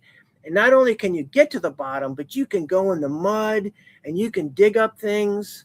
So he did that real quick when we went to Kent Stage and we were down in the catering room, and we did a lot of EVP work down there. And then he came home and he started digging in the areas where nobody's talking. And boy, did we come up with like conversations. I mean, between deep male voices and children's voices, and sometimes they're talking to each other and sometimes they're talking to us, and they were getting mad at us because we were asking them to do things. Yeah. We don't have to, and then all of a sudden the German house came in and we asked Rochelle about that, and there used to be a doctor's German house that was close to the Kent Stage. So you never know what you're going to find. I mean, some of it we don't agree on. It's like, I don't hear that. Do you hear that?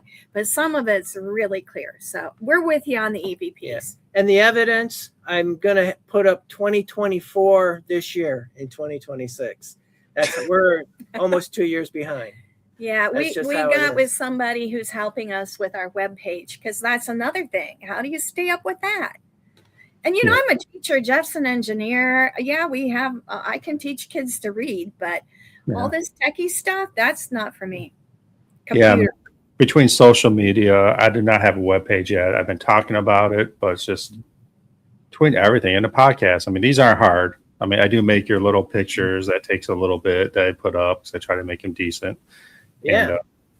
And, Thanks for tweaking our logo. I really liked what you Jeff did. said, Ryan really did a nice job on our logo. He made Sherlock's Home pop and the little alien dude. Yeah. And what's funny is our daughter did that for us in high school. Did she? And now she's a Disney Imagineer. She's like, oh, Mom and Dad, I could do something so much better. And we're like, no, it's okay. You know what? We like it. But we liked what you did to it. Sometimes, I mean, I know people don't like changing their logo up and stuff. And I mean, I use AI. Sometimes it changes it and I don't know. I'm going to be honest with you. But sometimes if they have like a little corny ghost in there, I'll be like, make it more realistic. And so with ours, did you do that intentionally? No, actually, no.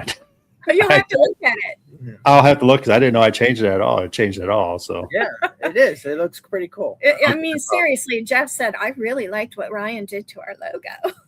Why people like, can I use this? I'm like, yeah, I don't care. It's yours. Like, all right, I just got your permission then. Yeah, we heard that. The only thing is the picture of the two of us. I've lost like 20 pounds since then. So I'm like, that picture has to go. Oh, you look fine. You look good in it. I don't know. Yeah, it's okay.